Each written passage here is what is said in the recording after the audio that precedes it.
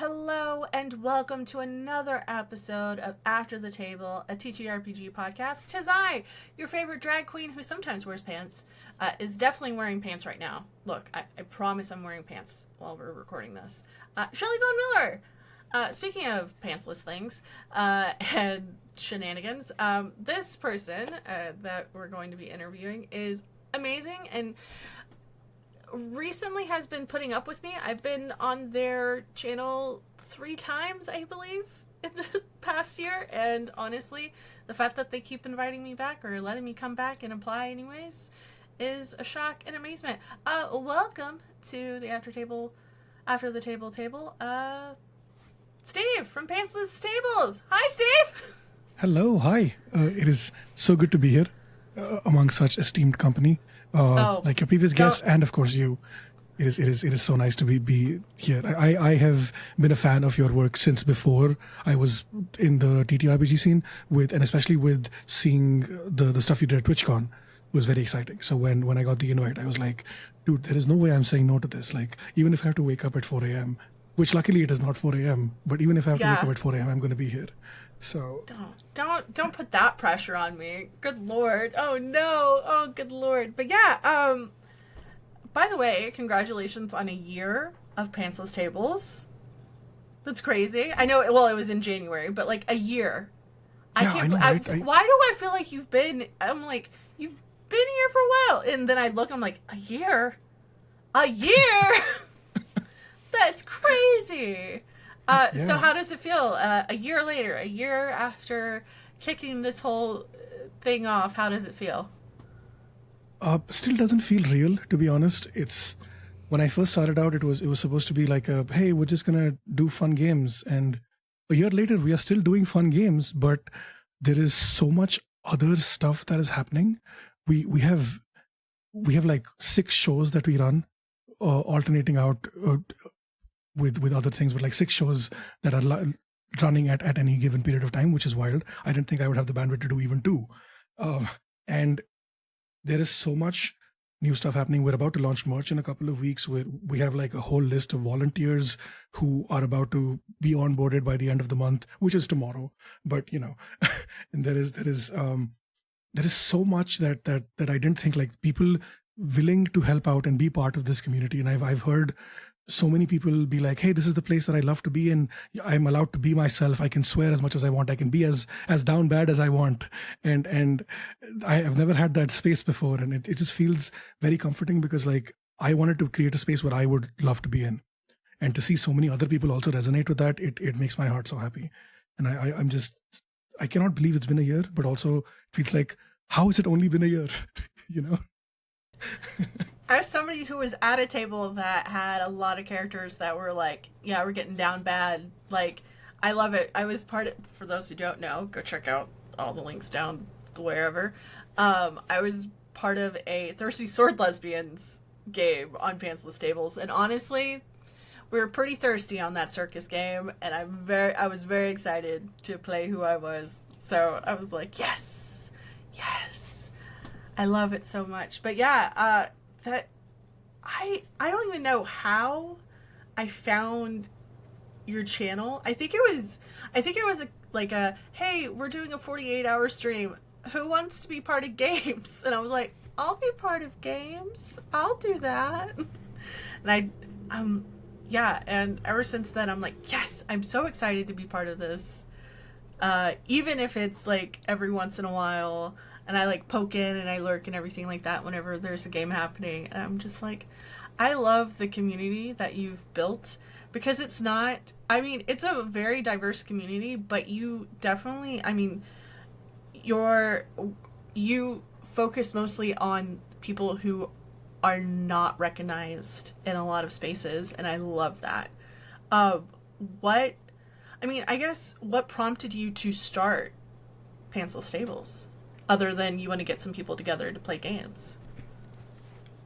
Well, firstly, thank you for all the kind words. It still doesn't feel real when people say nice things. I'm not used to it about myself and about the stuff that I do.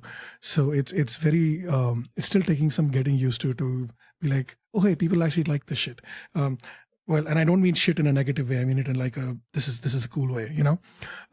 But to answer your question, the when I first started doing TTRPGs, it was literally just five of us, all streamers, all Indian, and all just wanting to play D&D.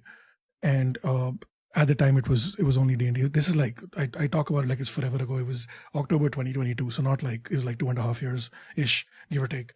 But I met Nano, who's one of my closest friends, who kind of came just showed up at my stream one day. I was running a India's Independence Day, August 15th. That is when I was hosting a podcast for to talk about LGBTQ representation in India and how we live in an independent country, but we're not really free. That's when Nano showed up. From there, she and I became very good friends. She's the one who pitched the idea to run a D&D game on stream. Our first ever D&D game was during a 24-hour stream, by the way. So it was at the tail end of a 24-hour stream that I was doing for charity, and it was 4 hours at the end of it. And I was so tired. I was done. I had a sore throat. I did not. I don't remember anything from that first session because I was so out of it. But I had so much fun that it just from there it led to the next year in June when I was like, hey, I want to do another charity stream, TTRPG related, and I want to go 48 hours this time. And from there, it just it felt so good to be able to raise so much money for such a good cause, but also to connect and meet with so many people in the TTRPG sphere who I only knew by name or by hey, this is a cool person on social media that I should follow and check out. But for them to show up to my space, enjoy the vibes there, and to be like, are you going to do more of this? And I think before the event was even over, I'd already decided that I was going to do more of this and I was going to turn it into like a thing. So it took me 6 months to get there, from June 2023 till January 2024 to actually get Pantsless tables up and running. But because all the logistics and like figuring out what I wanted to do with it, since I'm the only one, or I was the only one who was handling it at the time, I needed to figure out how much time I could give to Pantsless tables while also maintaining my own semi-moderately successful streaming career, which I wanted to give them both equal times. And it just exploded from there. I was trying to be very conscious about not only pushing D&D because there are so many other diverse games that people play. And I was like, if we're spotlighting diverse creators, diverse players, why not also spotlight diverse games as well? So I think one of the first, sorry, one sec. I have a bit of a sore throat, sorry. One of the first games that we ran was your Thirsty Sword Lesbians game, which was, I think, in March or April of 2024. We ran Apocalypse Keys that month. We ran I Want Your Bite, which is still one of my favorite games that we've run, where it's like The Bachelor, but The Bachelor's a vampire, and you're also dealing with vampire hunters, and it's like very funny and romantic. And I played the vampire, so I got to like flirt with all of my friends, which was also really funny. And the funny whatever thing of that is like, of the people in that game, in those first few games, your game was the first game where it was the first game that I was not a part of. And that felt like a very big deal to me, where it was like, hey, we have enough volunteers, or we have enough people who signed up to play, that I don't need to put myself in the game, and I can just produce and not have to, and like we can push that. And that was the first time I felt like this could be something. And from there, like it's grown to a point where next month we're launching a game where I'm not involved at all. I'm not even selecting the cast for that game. Like we have a producer who's going to handle all of it, right? So I will just like go through the final list and be like, hey, okay, these are the people that I think are cool, and we can say yes to them. But like I will not actually vet them. And to get to that point in a year where there's a producer who's handling all of that, who's running the game, doing graphic design and doing all of those things without my necessary input or involvement. Well, input yes, involvement no. Feels like a very big deal to get there that quickly. And I'm slightly worried because I don't like giving up that much control over things that I do. But also I feel like it's a very important first step into seeing what this place could be 5 years from now. So that was a very long-winded answer. Yeah. No, that's great. No, that's amazing because a lot of people aren't willing to do that, especially if it's a channel that you've built yourself, it's kind of one of those things. It's like you want to be involved somehow, like whether it's behind the scenes or in front of the camera or running the game or, you know, providing the game or something like that. You're kind of, you want to have your fingers in it, especially if it's like your baby. I think that's amazing that you've gotten here in just a year's time span. But even before that, like, you have people who believe in what you're doing, and that are willing to help you, and I think that's great. Also, I love that Thirsty Sword Lesbians game. Also, that Candela Obscura game that I was part of, which I think you were just like, hey, I'm just running stream, I'm not here. Like, also, you were just like, I'm just behind the scenes, and I thought that was, I think the 48-hour game series where you're raising money is just an amazing thing to do, because one, you're kind of, yeah, like you're spotlighting a lot of people who don't necessarily get the spotlight all the time, outside of their own, you know, channels, if they produce content at all. And yeah, I'm just glad that I get to be part of that, in somewhat shape or form. Maybe one day I will volunteer to run a game. Oh God. She says Hey, you know where to find me. Yeah. Yep, it's true. It's true. Speaking of those amazing 48-hour streams, the past two for this has raised over $3,000. That's crazy. And it's been for different charities too. It's been for, I believe it was Doctors Without Borders this past time, and then the first one was PCRF, if I'm remembering we did one correctly. for PCRF. We did one for I think the PCRF one was not a what it was actually. Yeah, it was a bunch of different things. We also worked with I'm blanking on names. Why am I blanking on names? But It like happens. we worked with Make a Wish. We worked with Project Hope, with PCRF, and Starlight Children's Foundation. That's the one that I was blanking on. So it's been like diverse stuff, you know, war relief, helping kids, LGBTQ rights. Trans Lifeline is also a very big cause that I try to support as much as I can. So like it's usually like these 5 that we've done so far, but I'm trying to do more and spotlight different charities as well. Like we tried to do back in September. Like I usually try to do a charity event around my birthday in September, because it just feels nice to give back instead of making it all about me, you know.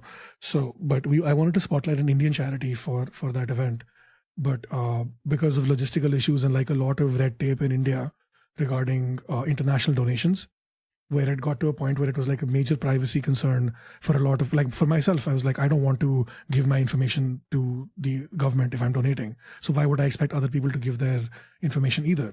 So like from that perspective, it was very difficult to do that. So we pivoted back to a cause that we had supported before, but I still want to like try to figure out a way to support more Indian causes, more charities in the global South, basically, so that we can not just, you know, the ones that are popular, but also the ones that are not necessarily noticed, but also deserve the same recognition and spotlight for the work that they do. That's so interesting, because usually, I honestly, I don't know outside of the US how accounting works in general and donations. So I find that very interesting that they're wanting to have like all your information to donate money. But I don't make the rules. I'm just here. But yeah, no, that's great that you want to highlight. I mean, I guess it goes back to how you started this in the first place and how you ran games in general, is just highlighting where you're from, because I mean, I'll admit it, there's a lot of white people in the TTRPG space, myself included. And a lot of them are from Europe and the United States. I feel like a lot of actual plays and charity events and actual play channels are US based, especially because of, you know, it's a way for actors to do that. And I love seeing other channels and other groups from different backgrounds than myself and different places of the world than, you know, Eurocentric everything. Being able to showcase who they are and like stories, and it was great. Like I said, like the Candela Obscura game that I was part of was based on, you know, a lot of Indian myth and mythos and things like that. And I love the fact that, you know, I got to be part of that and learn. I think that's what a lot of people don't realize is like being part of, like, bringing other people into your games doesn't necessarily mean that you're just trying to like diversify the people, what they look like, but also like the stories that they can bring. And like, because TTRPGs are a collaborative thing, so it's a collaborative storytelling game. So you should be able to want to collaborate and learn about different places and myths and things like that that people bring to their storytelling. And I'm just glad that I get to just either watch it or be part of it sometimes. And I thank you. By the way, this is a podcast just to say thank you, Steve. Thank you for putting up with my bullshit. It's you're very welcome, I think. I feel like it's something I talk about with my friends a lot. I kind of have a unique perspective on it. I grew up in India. I'm the oldest male child. I'm the oldest child in my family, from both my grandparents and both my grandparents' side, my mom's side and my dad's side. Right. I'm also I was assigned male at birth. I'm a cis male, and that comes with a lot of privilege in a country like India. Brown boy, oldest, all of that stuff. So I consciously or unconsciously, like, I had a lot of privilege while growing up.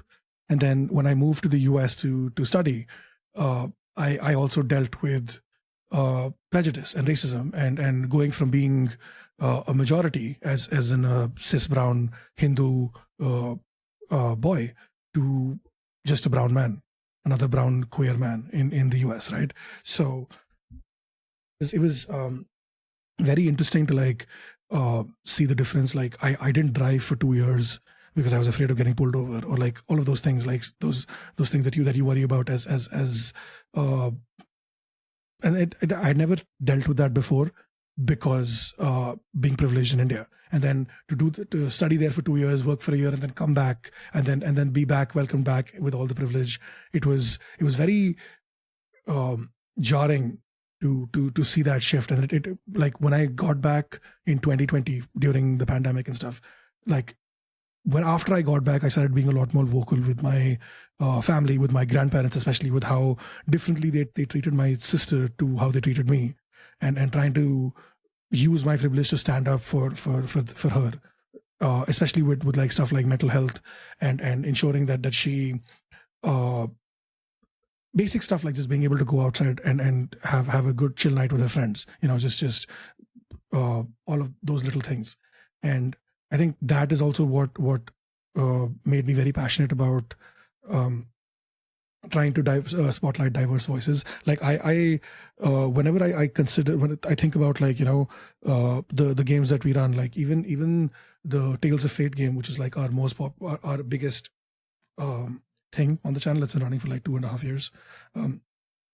Even there, like I have conversations with Nano, with my friends, about how, yes, there are 6 of us. Yes, we are all brown. And we also have someone from the US who is our token white friend, who we've made an honorary Indian now. But it is the it is still like very, like, India is a very diverse place itself, right?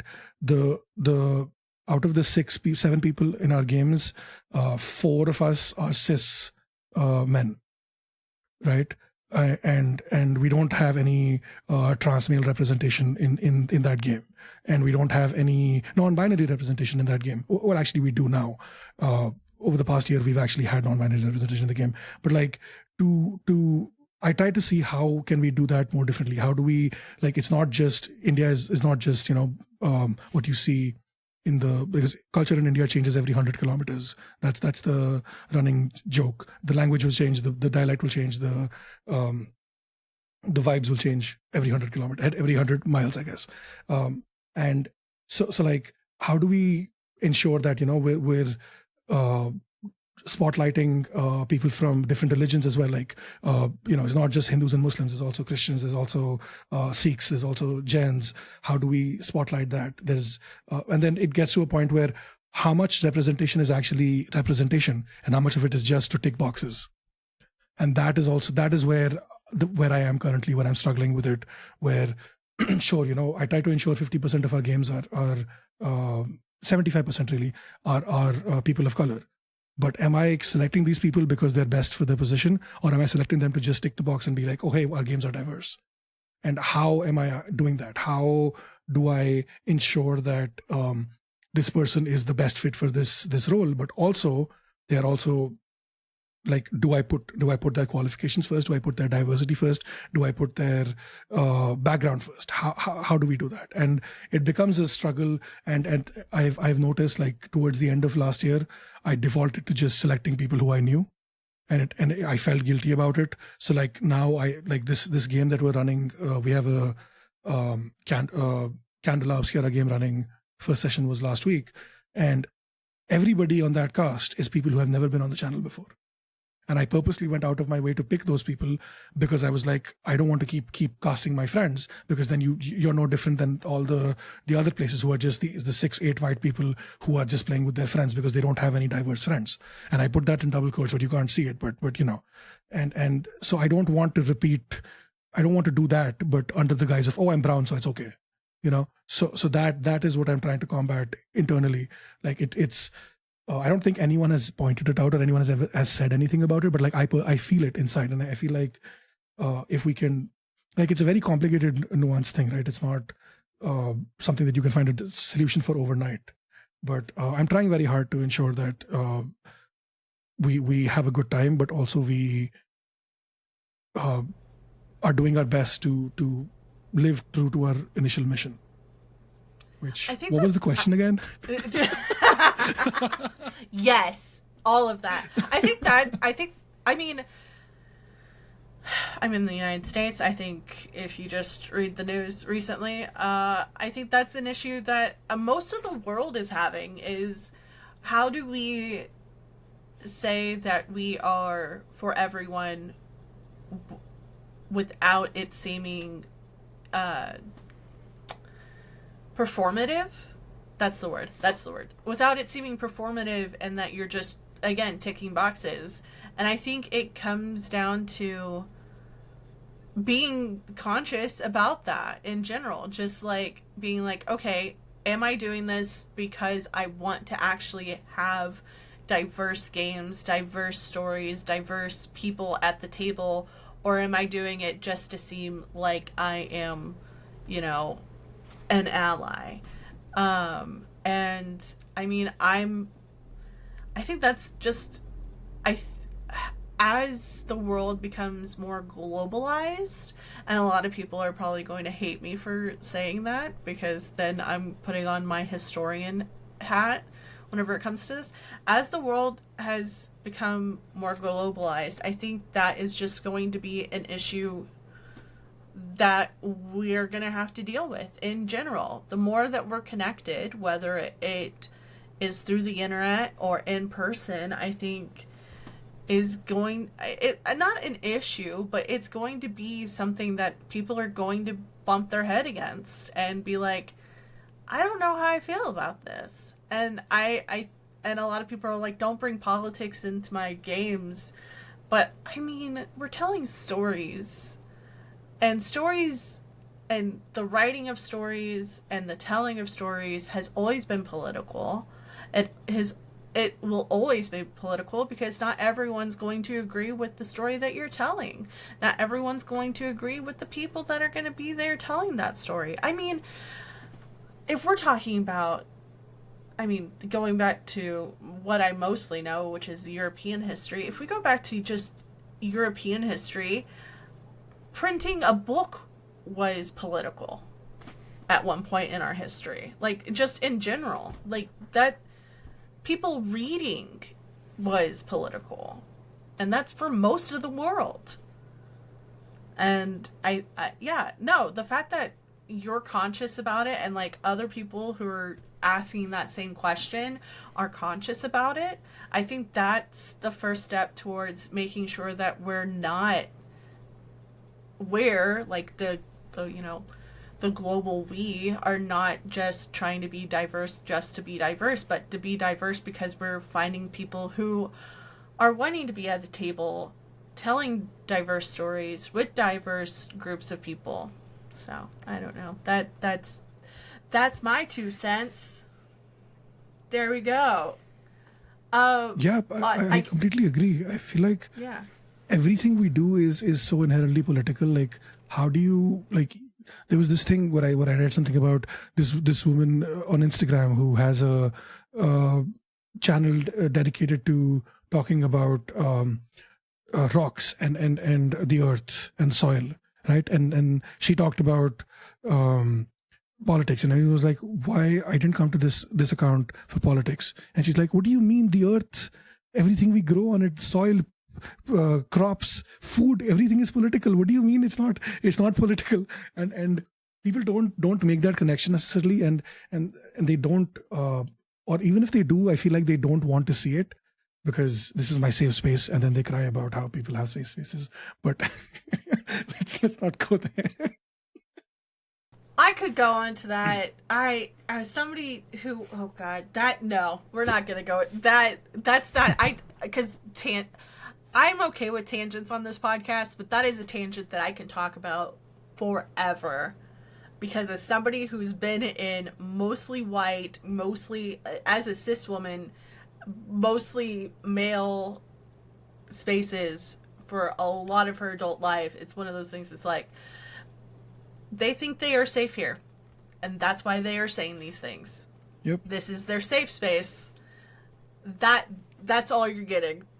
This right here, that is the summary of what I am going to talk about. Because I could, in this thesis, I mean, my thesis at one point, I literally, because I was in a history master's program, my thesis was about the exclusion of women in combat in the United States Army. And some of the arguments were from men, white men, saying, but, like, can they fight? Like, I don't want a woman near me whenever I'm fighting in the combat zone. I'm like, you have no military connection. Anyways, that summary. There we go. I guess what motivates you to keep going, to create content like this, to create stories, or like help just bolster people creating stories? I think initially it was, I think even now actually, I don't know if I should say it, but spite is a very big motivator. You know, it is. Say it all day long. Yeah. I will say this right now. Spite is a really great motivator to get things going. But this is my advice. Spite is an easy burnout tool. It's great to get things started, but you cannot sustain yourself on spite forever. People say it, but it's not possible, as somebody who's done it before. Yeah. I think a lot of the initial stuff with Pantsless tables was about that. It was about spite. It was about applying to APs and being told that we only accept people who have their cameras on because you cannot be expressive without one. And we want our players to be as expressive as possible for our shows. Or it was stuff like, it is a policy to not allow cameras because it doesn't feel like you're engaged enough. And so I was like, okay, fuck you then. I'm going to run a 48-hour charity stream without a face, without a camera, and I'm going to show you how it's done. That was the basis for the charity stream. The doing the good, shining a spotlight on people, all of that came later. It was never about it was trying to prove to myself that I could do it. It was applying to AP after AP and not getting in for whatever reason because I didn't have the experience, or if I didn't have whatever, and feeling helpless and being like, fine, I'll just do it myself, and just giving myself the tools that I needed to be better at it, to succeed. And I feel like initially it helped. Initially it was very, very much like you said, it was a great tool, great motivator. It was I was doing fantastic. The event went well. Everyone was so excited. People knew my name. And then I think that is why it took me 6 months, because so is that it? Is that why I'm doing this? To prove to white people that I can do it? Is that who I am? Is that me then? And if I want approval from people who don't even know I exist, or who don't even care that I exist, then how far will this go? And how soon before I'm burnt out with this as well? And that was my biggest fear about before I started, like, because I was starting to get burnt out with streaming, with my Sassy Pants, my Twitch streaming thing. And my concern was that if I started doing Pantsless tables, I would stop giving Sassy Pants the attention it needed, and it would die.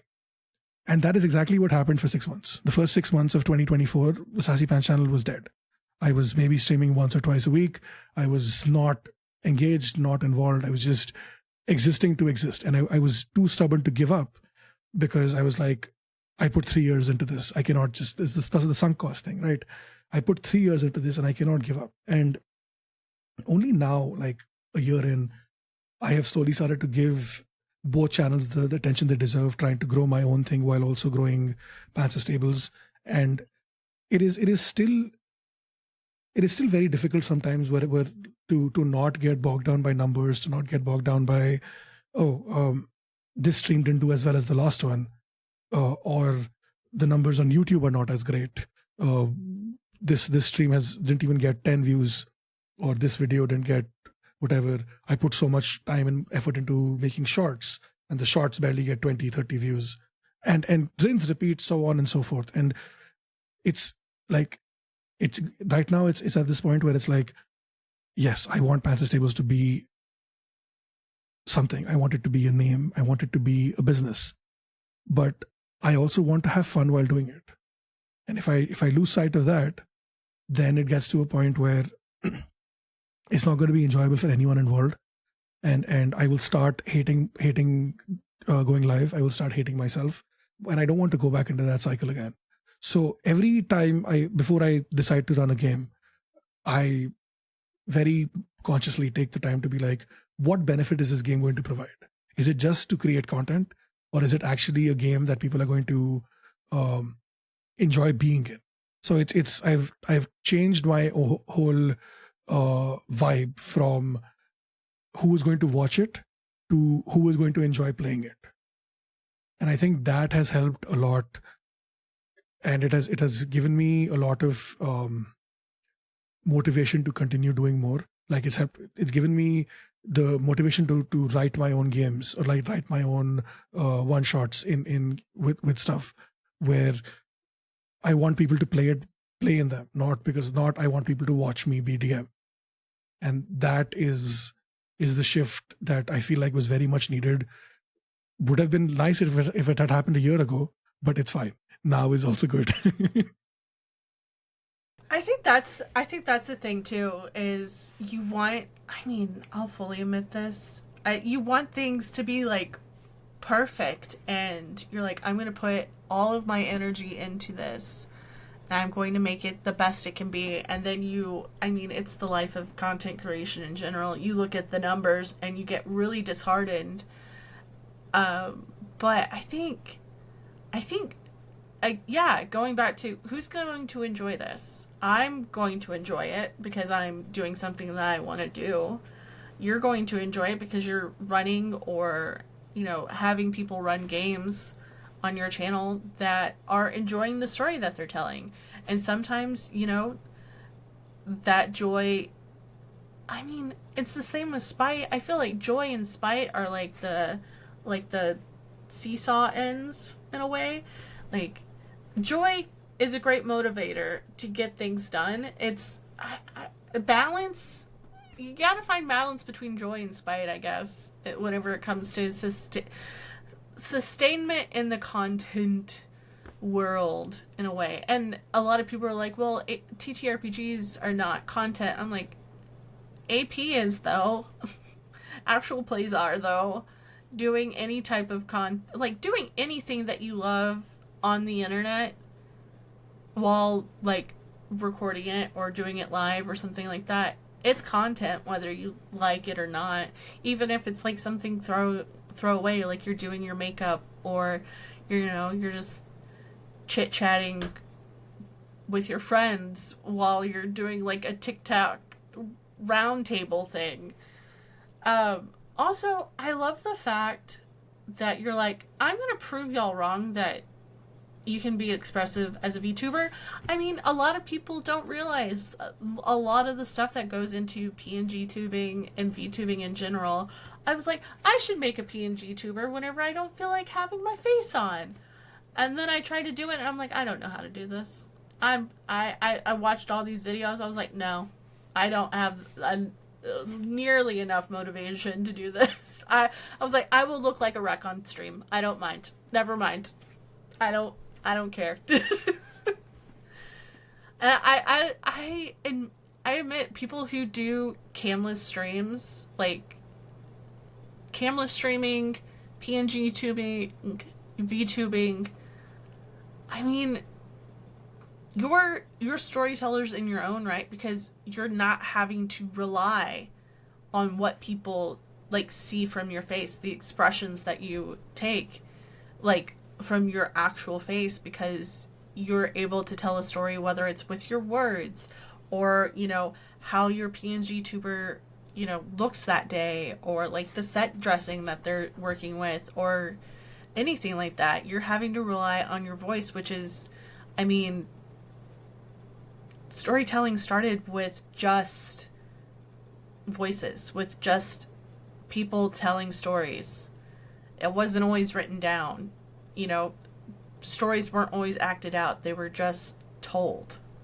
And I think a lot of people don't realize how much they enjoy that until they are being told that they have to rely on that only. They're like, oh yeah, I loved being told stories whenever I was a kid. Oh, well, I'd rather, just see somebody act this out. I'm like, well, that's not always an option. So, yeah. Well, on that note, are there going to be more, like, PNG tubing games or VTuber games on the Pantsless Table channel? Well, yeah, any game I'm in is definitely going to be a PNG true. tube I game. mean, like, only where it's like just PNG tubers. Oh, interesting. Yeah, I think that would be fun. I had not considered that. I think that's a really good idea. Yeah. Okay. That's in the books. That's gonna happen before the end of before June. It's gonna happen. Don't even put a time limit on it. Just do whenever. Yeah. Because I think it would be interesting. Because then you can make your characters into the PNG tubers. Yeah. Because I mean, that's one thing. A lot of people are like, "But character art." I'm like, "This is character art. What are you talking about?" Yeah. This is me. PNG this is tubing, like. You can change it. It's my vibe. The way like I designed this, and I spoke to I commissioned it. I didn't make it myself, but like he has the Pan Pride colors, right? The blue, the pink, the yellow, and then the purple was an add-on that I wanted because I love purple, right? So like the character represents me. It is who I am. It is my personality, and it is me being out and proud about who I am in the best way that I possibly can be, without showing my face. And it's I think now that you're saying it's all I'm thinking about is an all PNG tuber game, and I think it's gonna happen soon. I'm gonna put feelers out and see who's interested to do that. I just yeah, this is what it's all about: talking to people, getting ideas, and feeding off of them, and creating something really cool along the way. That's what it is. I mean, yeah, because I think it'll be a very interesting story because one, you can choose whatever setting. Two, you can have your character as like say if you're playing D&D. I mean, what if you're like an orc? Like you can make an orc PNG2 character or like Yeah. whatever, you know, and just work from there. I think I think it would be fun. That's why I wanted it because I was like I could just like pretend I'm a bunch of different people one day.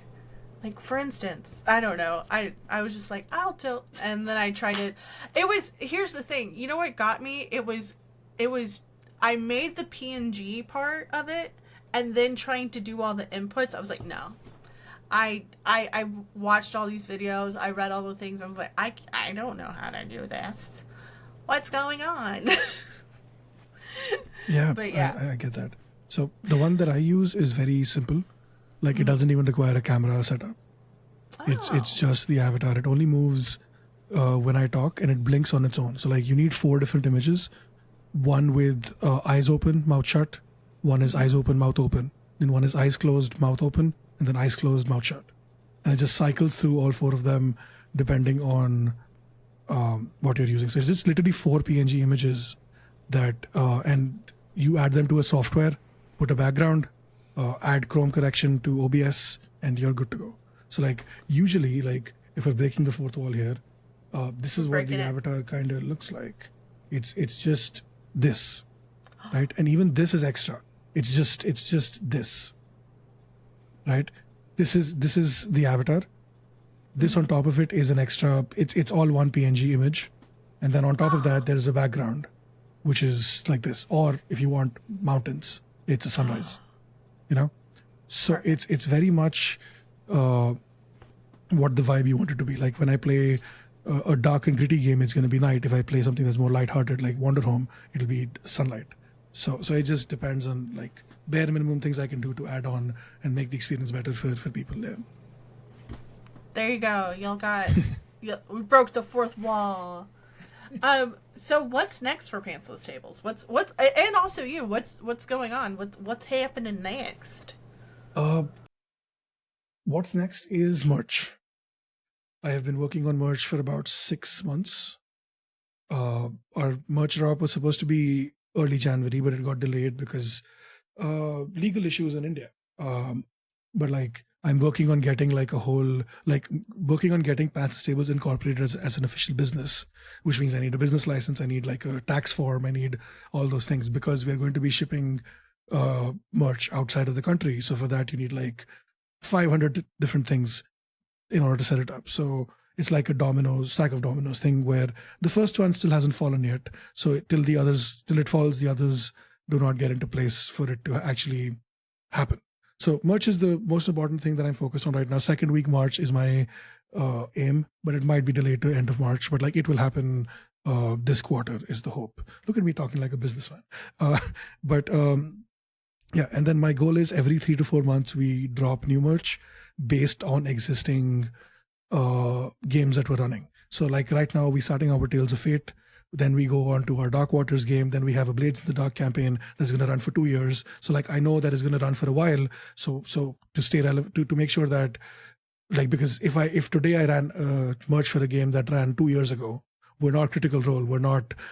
We can't get merch sales on CR2 stuff today. You know, we're not that big yet. So and then the other thing that also with merch that I'm trying to do differently, and I'm going to read this out because I have been instructed by my people to be very clear about my wording here. 75% of all profits that we make from merch sales are paid directly to the creators as compensation for their licensing and their intellectual property.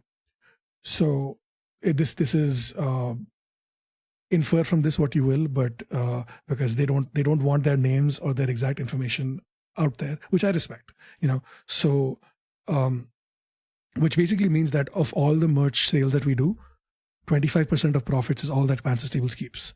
The rest is either sent to our supplier or sent to or sent to our players who created the IP that we're using to sell merch. So if you see a sticker, if you see sticker with like a character face on it, or if you see a shirt with a parrot that says these nuts on it, you know that the parrot's name is these because he said his favorite phrase is these nuts. So that is, you know that it is going to the people who helped create that IP, including the artist who was commissioned for it, but is also getting a percentage share of the profits to ensure that her work is being valued the way it should be. So it is putting a big dent in how much money we'll be able to make, but I'm not doing the merch thing for money. I'm doing it as a cool thing, as a commemorative thing for the games that we're running. And whatever money we do make as profits from the merch is also going to go back into creating more merch and paying our volunteers. That's the next big thing as well.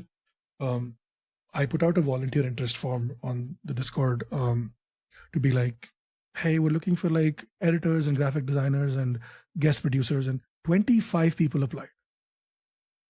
I didn't think 5 people would apply. 25 people applied to help produce and run the channel properly.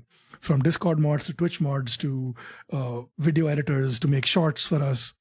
And all of that, each person who's offered to help is one less thing that I have to worry about, and I can focus more on growth. And now like I'm trying to shift my perspective from, okay, we're running games, but what is next? This is fun, we're having fun, but how do we ensure that 5 years, 10 years from now, Pantsless Tables tries to become a household name? And I really want, like, I heard stories from friends who went to San Diego Comic-Con last year, and they mentioned Pantsless Tables, and 5 people were like, I know Pantsless Tables, I love that place, and I want to play at a game there. We had a game this morning where a player was like, when her friends saw the poster for our game, and they were like, oh, hey, you're going to be on Pantsless Tables with Steve. That is so cool. I love Pantsless Tables, and I love Steve.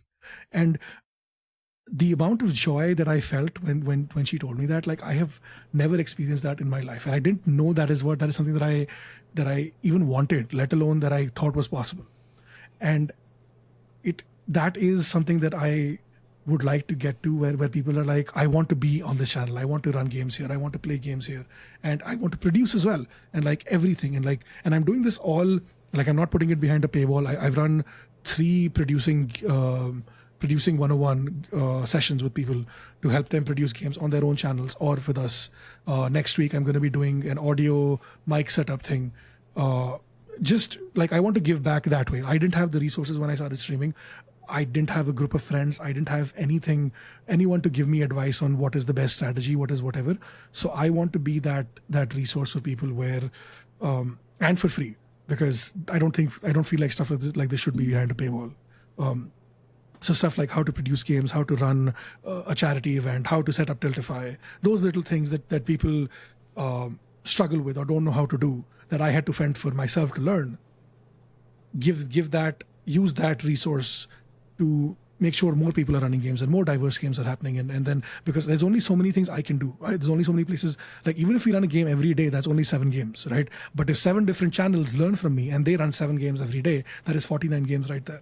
49 diverse casts, 49 diverse people or 49 diverse games who get to showcase their own unique stories and get to tell stories about themselves. And that is the future. That is what I want. 10 years from now, Pantsless Tables has helped 10 more channels come up and do the thing and help them win awards, because I don't want awards. I want people I help to win awards and feel like I had a small part in that. That is that. You know, like, I often joke about this and I take no credit, but the Infinite Tavern podcast that won the Crit Award last year, they won the Crit Award weeks after I was a guest star. So it was because of me. You're like, it's yes.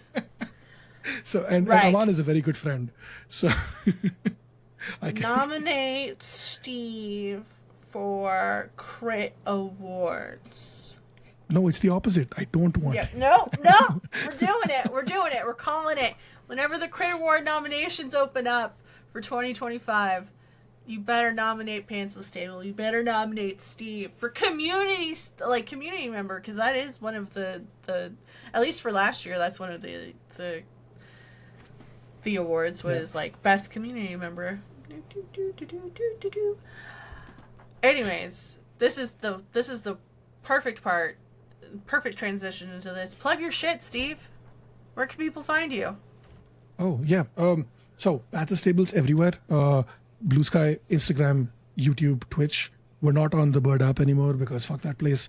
Um, the we post regular content, shorts and stuff from our games, mostly funny moments, but also like serious role play shit that I really enjoy.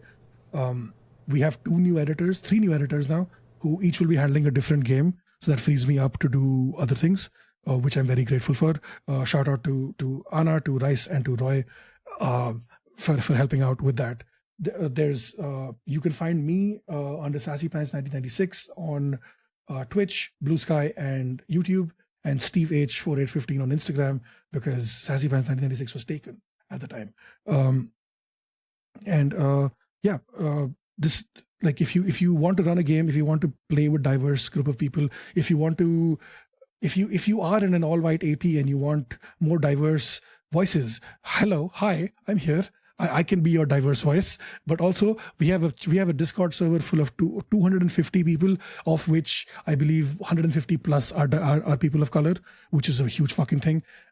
Who will be more than happy to play with you, to run games, and to be part of the vibes. And that is what's important. I can list names, but I will run out of breath. So hit us up, email me patchestables@gmail.com for any other things that you might need. And yeah, if you are looking for people to be part of like paid AP stuff, I could always use the extra cash to put back into the Patch Stables fund. So that also works. That's also something that I have not done a lot of, but I'm always down to yeah, that. Anyway, that's the plug. Awesome. Well, everyone, one, go follow Steve and Pantsless Tables everywhere. All the links are down in the show notes. Follow me everywhere on the internet. You can find me everywhere at Shelly Von Miller, to include Patreon and Fourth Wall, where you can get behind the scenes access to content and early access to the podcast, like this one, like episodes like this. Just early access. All the episodes are free elsewhere. Make sure to like and rate and subscribe on your favorite podcast player, and I will see you on the internet. Goodbye!